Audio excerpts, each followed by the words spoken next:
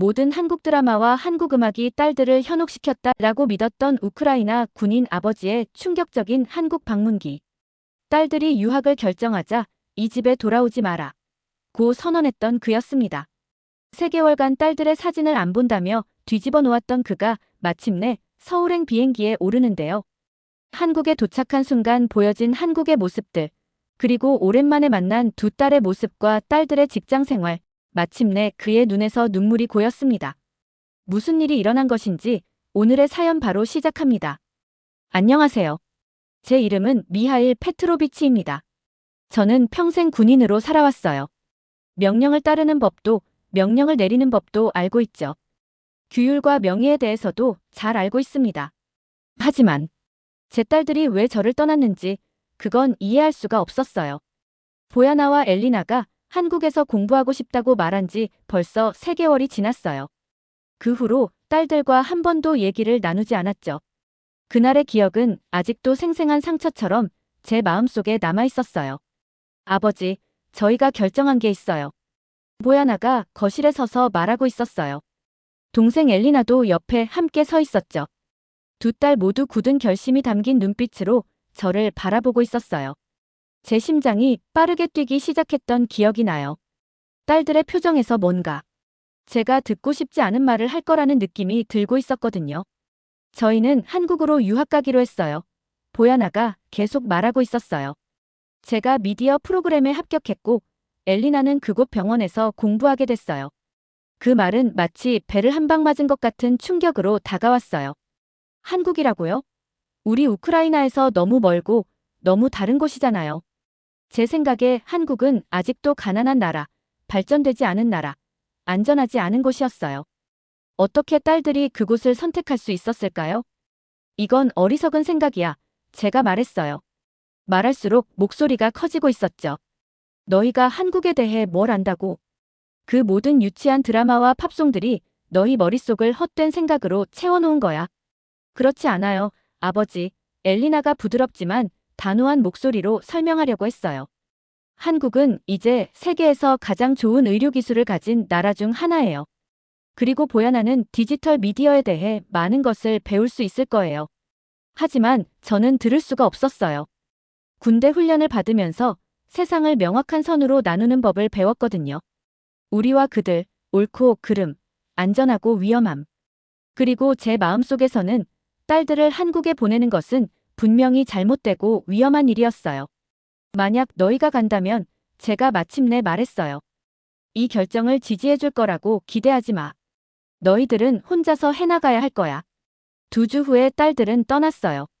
저는 공항에 가지 않았죠.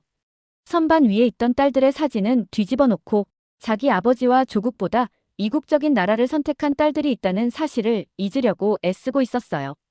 날이 지나고 주가 흘렀어요. 집은 텅 비고 조용했죠. 가끔은 3사람분의 식사를 차리다가 문득 이제는 혼자 먹는다는 걸 기억하곤 했어요.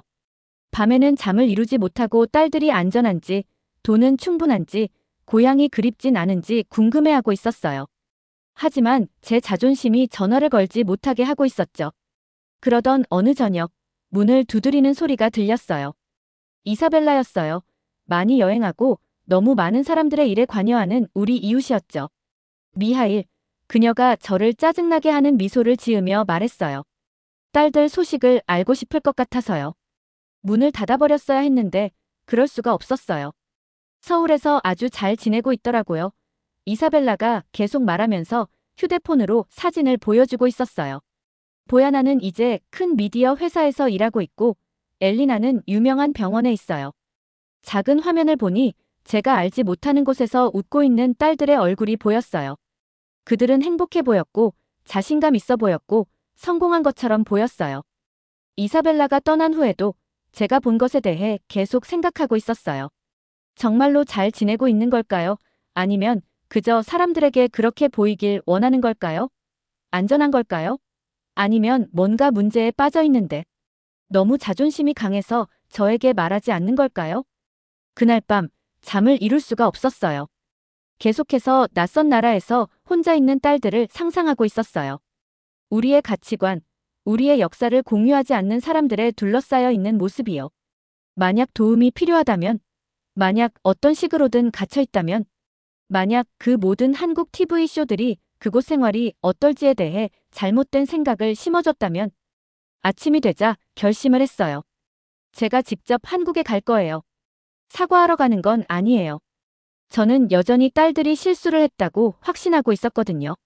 제 눈으로 직접 그들에게 무슨 일이 일어나고 있는지 보러 갈 거예요. 책상으로 가서 여권을 꺼냈어요. 몇 년 동안 사용하지 않아 먼지가 쌓여 있었죠. 오래된 컴퓨터를 켜고 한국행 항공편을 검색했어요. 가격을 보고 움찔했지만 군인 연금으로 모아둔 저축이 있었어요. 이건 돈보다 더 중요한 일이었으니까요. 항공권을 예약하면서 손은 떨리지 않았지만 심장은 빠르게 뛰고 있었어요. 한국에서 무엇을 발견하게 될까요? 우리가 헤어진 방식을 생각하면 딸들이 저를 보고 싶어 할까요? 제가 딸들이 어려움에 처해 있고 구출이 필요하다는 것을 발견하게 될까요? 아니면 정말로 저 없이도 좋은 삶을 만들어가고 있다는 걸 알게 될까요? 아직 답을 알 수 없었어요. 하지만 몇 달 만에 처음으로 다시 임무가 생겼어요. 제 딸들을 데려간 그 이국적인 곳으로 갈 거예요. 제 눈으로 직접 진실을 볼 거예요. 그리고 나서 그때서야 다음에 무엇을 할지 결정할 거예요. 한국행 티켓이 주방 테이블 위에 놓여 있었어요. 아침 커피를 마시며 그 티켓을 바라보고 있었죠. 출발일은 단 일주일밖에 남지 않았는데 이제 와서 정말 가야 할지 확신이 서지 않고 있었어요. 만약 제 딸들이 저를 보고 싶어 하지 않는다면요? 제가 그들을 외면했던 것처럼 그들도 저를 외면한다면요? 티켓을 집어들며 여행을 취소하는 것을 생각하고 있었어요. 이 여정이 너무 크고 너무 어렵게 느껴지고 있었거든요. 저는 한국어를 못해요. 그곳에는 아는 사람도 없고요. 딸들의 주소만 가지고 있는데 그마저도 정확한지 확실하지 않았어요. 그날 밤 잠을 이룰 수가 없었어요. 침대에서 계속 뒤척이며 이 여행이 잘못될 수 있는 모든 경우를 생각하고 있었죠. 낯선 도시에서 길을 잃을 수도 있고 모든 저축을 의미 없는 여행에 낭비할 수도 있어요. 딸들이 저와 말하기를 거부할 수도 있고요. 생각하면 할수록 모든 것이 익숙한 편안한 집에 머물고 싶어지고 있었어요. 다음 날 아침, 집 근처의 작은 식료품점으로 걸어갔어요. 가게 주인인 코즐로바 아주머니는 저를 20년 동안 알고 지냈죠. 그녀는 뭔가가 저를 괴롭히고 있다는 걸 바로 알아차렸어요. 미하일, 걱정이 있어 보이네요. 그녀가 거스름돈을 세면서 말하고 있었어요. 괜찮으세요? 저는 보통 개인적인 일을 이야기하지 않는데 뭔가가 저를 그녀에게 계획한 여행에 대해 말하게 만들었어요. 딸들을 보러 한국 티켓을 샀는데 이제 와서 그게 실수였다는 생각이 들고 있어요. 제가 인정했어요. 코즐로바 아주머니가 친절한 눈빛으로 저를 바라보고 있었어요. 그녀는 저보다 훨씬 나이가 많아요. 제 아들이 독일로 이사했을 때 저도 무서웠어요. 그녀가 말했어요. 그곳에 방문하고 싶지 않았죠. 모든 것이 너무 달라 보였고 너무 낯설었거든요. 하지만 마침내 갔을 때 중요한 걸 깨달았답니다. 저는 궁금함을 못 이겨 그녀가 계속 말하기를 기다리고 있었어요. 우리 아이들은 우리가 보지 못하는 것들을 봐요. 우리가 존재하는지도 모르는 길을 찾아내죠. 때로는 그들의 세계를 이해하기 위해 그들을 따라가야 할 필요가 있어요. 그녀의 말이 하루 종일 제 머릿속에 맴돌고 있었어요. 그날 저녁 오래된 사진첩을 꺼냈어요. 보야나와 엘리나가 어렸을 때 우리 정원에서 놀고 있는 사진들을 찾았죠. 학교 졸업식, 가족 휴가, 그리고 평범한 일상 순간들의 사진도 있었어요. 모든 사진에서 그들은 자라고 변화하고 결국 떠나기로 선택한 여성들이 되어가고 있었어요. 코즐로바 아주머니가 맞았던 걸까요? 제 딸들이 한국에서 제가 여기서는 볼 수 없는 무언가를 봤던 걸까요? 다음 날 마을 끝에 있는 작은 정교회 교회로 걸어갔어요. 수년 동안 종교적이지 않았지만 교회의 고요함은 항상 제가 생각하는데 도움이 돼요. 니콜라이 신부님이 제가 들어갔을 때 바닥을 쓸고 계셨어요. 그분은 제가 군대에 입대하기 전 젊은 시절부터 저를 알고 계셨죠. 저를 보시고는 일을 멈추셨어요. 미하일 페트로비치, 오랜만이군요. 그가 부드러운 미소를 지으며 말씀하셨어요. 저는 고개를 끄덕이고 벤치에 무겁게 앉았어요. 니콜라이 신부님이 옆에 앉으셨는데 제게 말을 하라고 재촉하지 않고 그냥 기다리고 계셨어요. 딸들을 보러 한국에 갈 생각을 하고 있어요. 제가 마침내 말했어요. 하지만 두렵습니다. 무엇이 두려운가요?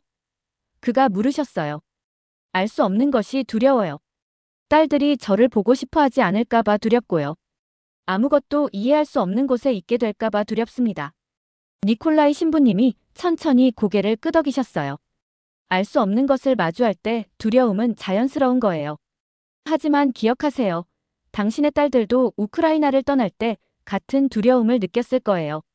그리고 그들은 용기를 찾았죠. 그 말씀이 저에게 깊이 다가왔어요. 맞아요.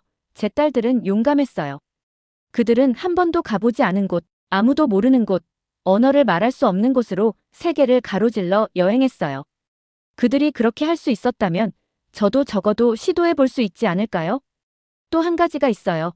니콜라이 신부님이 계속 말씀하셨어요. 자존심은 여행에서 짊어지기에 무거운 짐이 될 수 있어요. 아마도 이제는 그것을 내려놓을 때가 되었을지도 모르겠네요. 그분이 맞다는 걸 알고 있었어요. 제 자존심이 이 몇 달 동안 제가 딸들에게 전화하지 못하게 한 거예요. 제 자존심이 그들의 사진을 뒤집어 놓게 만들었고요.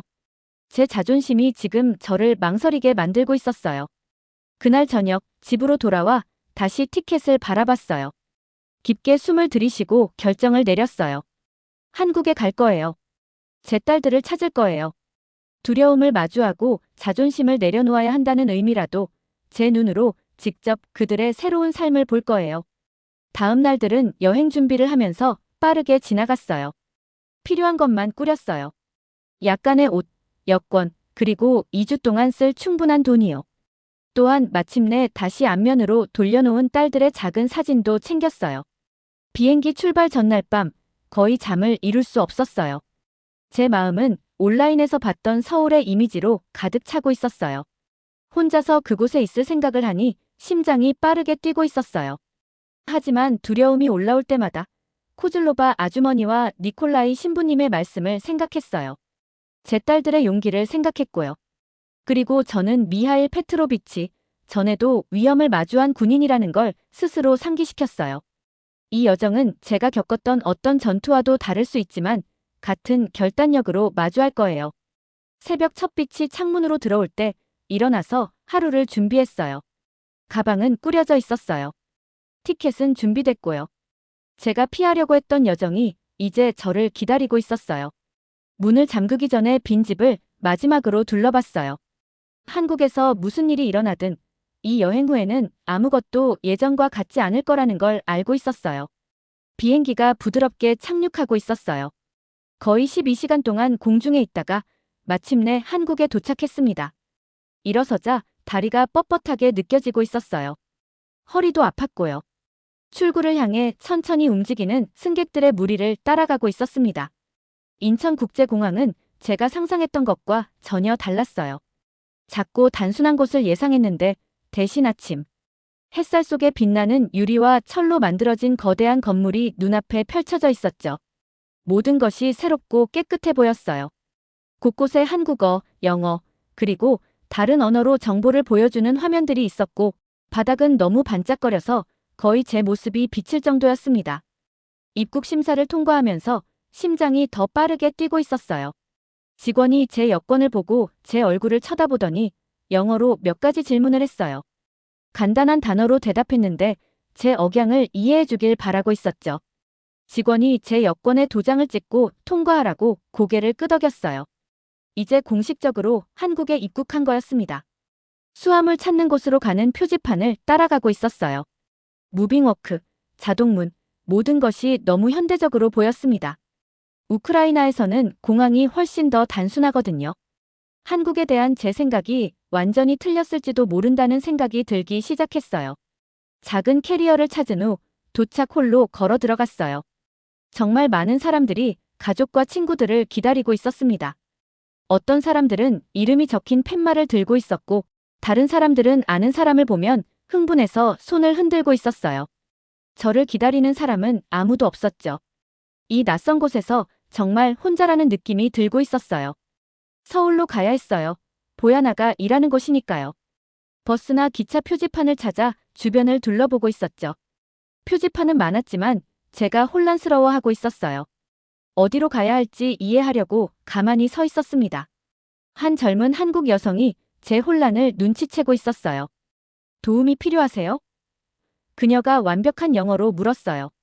처음에는 아니라고 말하고 싶었어요. 제 나라에서는 남자들, 특히 저 같은 군인들은 보통 길을 묻지 않거든요. 하지만 저는 이 새로운 세계에서 길을 잃은 상태였습니다. 네, 제가 인정했어요. 서울로 가야 해요. 그녀가 미소를 지으며 발권기가 있는 곳을 가리키고 있었어요. 공항철도를 타실 수 있어요. 빠르고 편하네요. 그 여성이 어떻게 기계를 사용해서 표를 사는지 보여주었어요. 심지어 제 돈을 한국 돈으로 바꾸는 것도 도와주었죠. 약간 당황스럽긴 했지만 고마웠습니다. 서울로 가는 기차에서 창밖을 바라보고 있었어요. 시골 풍경이 지나가고 있었죠. 멀리 있는 푸른 산들, 현대적인 건물들, 깔끔한 농장들. 모든 것이 정돈되고 잘 관리된 것처럼 보였어요. 이건 제가 상상했던 가난한 나라와는 전혀 맞지 않았습니다. 기차는 깨끗하고 조용했어요. 좌석도 편안했고요. 대부분의 승객들은 휴대폰을 보거나 자고 있었어요. 제 딸들이 몇 달 동안 이곳에서 살고 있었는데 저는 한국에 대한 오래된 생각에 갇혀 있었다는 생각이 들고 있었습니다. 기차가 서울역에 도착했을 때 소음과 움직임의 세계로 발을 내디뎠어요. 사람들이 사방에서 모든 방향으로 서두르고 있었죠. 표지판들은 밝은 색상으로 번쩍이고 있었고 건물들은 유리로 만든 거대한 나무처럼 하늘을 향해 솟아 있었어요. 차들과 버스들이 넓은 거리를 통해 움직이고 있었습니다. 이곳은 확실히 제가 생각했던 낙후된 곳이 아니었어요. 보야나의 미디어 회사가 있는 강남을 찾아야 했습니다. 우크라이나를 떠나기 전에 적어둔 주소를 꺼냈어요. 벽에 있는 지하철 지도를 보면서 어떤 노선을 타야 할지 알아내려고 했는데 너무 많은 색깔의 선들이 여러 방향으로 가고 있었죠. 역 이름들은 제게 아무런 의미가 없는 한국 글자로 적혀 있었어요. 나이든 한국 남성이 제가 지도를 보며 어려워하는 모습을 보고 있었어요. 그는 회색 머리에 안경을 쓰고 있었는데 그의 얼굴이 제 옛 군대 지휘관을 떠올리게 했어요. 친절하지만 진지한 표정이었죠. 어디로 가고 싶으세요? 그가 제 것과 비슷한 영어로 물었어요. 완벽하진 않지만 충분히 알아들을 수 있는 정도였습니다. 강남이요. 저는 주소를 보여주며 말했어요. 그 남자가 고개를 끄덕이며 지도에 있는 녹색 선을 가리키고 있었어요. 이 노선을 타세요. 2호선이에요. 강남역에서 내리시면 됩니다. 심지어 그는 저와 함께 발권기까지 걸어가서 어떤 버튼을 눌러야 하는지 보여주었어요. 기차를 기다리는 동안 그의 딸이 독일에 산다고 말했어요. 그는 멀리 떨어진 곳에 자녀를 둔 기분이 어떤지 이해하고 있었죠. 힘들죠. 그가 말했어요. 하지만 우리는 그들이 자신의 길을 찾도록 해줘야 해요. 그의 말이 저를 생각하게 만들었어요. 아마도 놓아주는 것이 보호하고 지시하는 것뿐만 아니라 좋은 아버지가 되는 일부분일지도 모른다는 생각이 들었습니다. 지하철은 빠르고 붐볐어요. 각 정류장마다 사람들이 빠르게 타고 내리고 있었죠.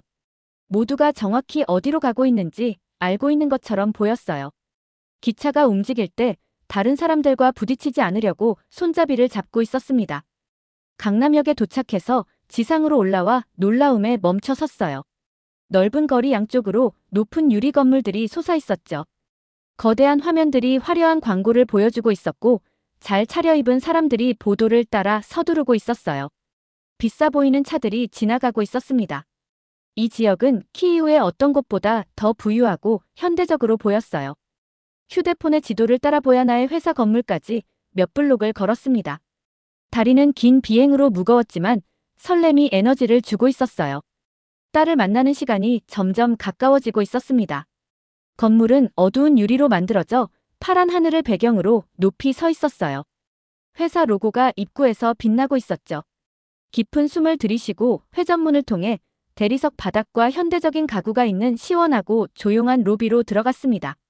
접수 데스크에서 젊은 여성이 공손한 미소로 저를 맞이하고 있었어요.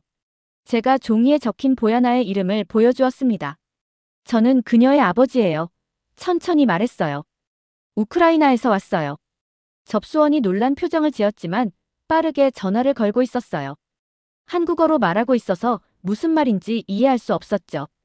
기다리는 동안 심장이 쿵쾅거리고 있었어요. 보야나가 저를 만나길 거부하면 어쩌죠? 예고 없이 온 것에 화가 나 있으면 어쩌죠? 몇 분 후 엘리베이터 문이 열렸어요. 그리고 거기 그녀가 있었습니다. 제 큰딸이요. 하지만 우크라이나를 떠난 소녀와는 달라 보였어요. 이 보야나는 전문적인 감에 짙은 남색 정장을 입고 있었어요. 머리는 완벽하게 스타일링되어 있었고 전에 본 적 없는 자신감으로 똑바로 서 있었습니다. 잠시 동안 우리는 로비 건너편에서 서로를 바라보기만 했어요. 눈에 눈물이 가득 차더니 갑자기 저를 향해 달려오고 있었어요. 아버지. 그녀가 마치 제가 정말 여기 있다는 것을 믿을 수 없다는 듯이 말했어요. 이 몇 달 동안 우리 사이에 쌓아 올렸던 벽이 순간적으로 무너져 내렸습니다. 제가 팔을 벌리자 딸이 제 품으로 들어왔어요. 서울에서의 다음 며칠은 마치 새로운 세계로 들어간 것 같았어요. 보야나가 저를 도시가 내려다 보이는 높은 빌딩에 있는 그녀의 아파트로 데려갔습니다. 창문에서 저녁 시간에 반짝이는 수천 개의 불빛이 보이고 있었어요.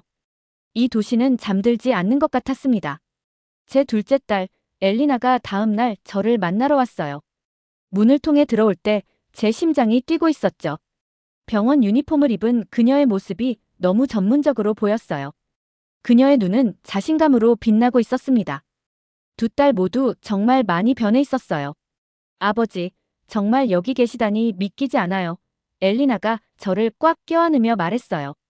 많은 말을 찾을 수가 없었어요.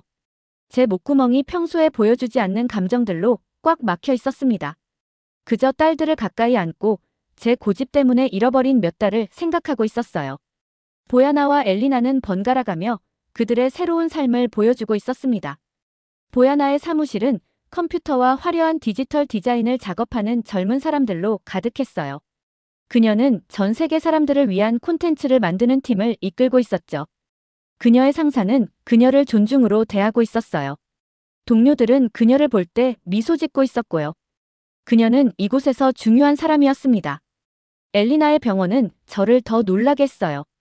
기계들은 마치 미래에서 온 것처럼 보였습니다. 그녀가 어떻게 사람의 몸을 절개하지 않고도 안을 볼 수 있는지 보여주고 있었어요. 다른 나라에서 온 환자들이 편안함을 느끼도록 어떻게 돕는지 설명해 주었죠. 그녀는 이제 한국어도 말할 줄 알았어요. 언어 사이를 쉽게 오가고 있었습니다. 딸들의 약혼자들도 만났어요. 서준은 저처럼 한때 군인이었죠. 우리는 군 생활에 대해 이야기했는데 저도 모르게 그의 생각에 고개를 끄덕이고 있었어요. 그는 저처럼 의무와 명예를 이해하고 있었습니다. 지훈은 사고 후 사람들의 얼굴을 고치는 의사였어요. 그의 손은 부드럽고 머리는 날카로웠죠. 그가 엘리나를 깊이 아끼고 있다는 것이 보였습니다. 가장 힘든 순간은 한강에서의 피크닉 중에 찾아왔어요. 봄바람은 따뜻했고 벚꽃이 바람에 날리고 있었죠. 우리는 담요 위에 앉아 우크라이나와 한국 맛이 섞인 음식을 먹고 있었어요. 사랑하는 남자들과 웃고 있는 딸들을 보면서 갑자기 큰 슬픔이 저를 덮치고 있었습니다. 딸들 인생의 인연을 놓쳤어요. 그들이 이렇게 놀라운 여성들로 성장하는 것을 보지 못했죠. 모두 제가 너무 자존심이 강해서 변화를 받아들이기에는 너무 오래된 생각에 갇혀 있었기 때문이었습니다. 내가 틀렸어. 갑자기 말했어요. 모두 말을 멈추고 저를 바라보고 있었죠. 한국에 대해 내가 틀렸어. 너희들에게 꿈과 아버지 사이에서 선택하라고 한 것도 잘못됐어. 그 말이 하기 어려웠어요. 군인들은 쉽게 실수를 인정하지 않거든요. 하지만 말을 하면서 어깨에서 뭔가 무거운 것이 들려 올려지는 느낌이 들고 있었습니다. 보야나가 제 손을 잡았어요. 우리는 알아요, 아버지. 말로 표현하지 못하셨어도 우리를 사랑하셔서 오셨다는 걸 알고 있어요. 그 순간 내 안에 뭔가가 깨졌어요. 나쁜 방식이 아니라 마치 봄에 얼음이 깨지면서 새 생명이 자라도록 하는 것처럼요. 저는 너무 오랫동안 너무 확고하고 너무 경직되어 있었어요. 이제는 행복에 이르는 많은 길, 살아가는 많은 방법이 있다는 것을 보고 있었습니다. 한국을 떠나기 전 두 결혼식 모두 참석하겠다고 약속했어요. 고향에 있는 사람들에게 보여줄 사진들을 찍었죠. 우크라이나로 돌아가는 비행기에서 이웃들과 옛 군대 친구들에게 뭐라고 말할지 생각하고 있었어요. 세상이 우리가 생각했던 것보다 더 크고 더 멋지다는 것을 어떻게 설명할 수 있을까요? 우리 아이들이 때로는 날개를 찾기 위해 멀리 날아가야 한다는 것을 어떻게 말할 수 있을까요? 돌아왔을 때 제 집은 더 이상 텅 비어 있는 느낌이 들지 않았어요. 딸들의 사진을 다시 선반에 올려놓고 한국에서 찍은 새 사진들을 추가했습니다. 다음 달 서울로 돌아갈 거예요. 이번에는 딸들을 확인하려는 의심 많은 아버지로 가는 게 아니라 배우고 이해하고 문화와 대륙을 넘어 우리가 만들고 있는 새로운 가족의 일부가 되기를 갈망하는 사람으로 갈 거예요. 잘 들으셨나요? 세상에는 가슴 따뜻한 이야기들이 가득합니다. 감동 힐링 사연은 해외에서 전해지는 감동적인 사연들을 소개하며 다양한 이야기들을 통해 위로와 희망, 그리고 하루의 힐링을 선물해드립니다. 조그마한 힐링이 되셨다면 구독과 알림 설정도 큰 힘이 되어요. 다음 영상에서 더 좋은 사연으로 찾아뵙겠습니다. 시청해주셔서 감사합니다.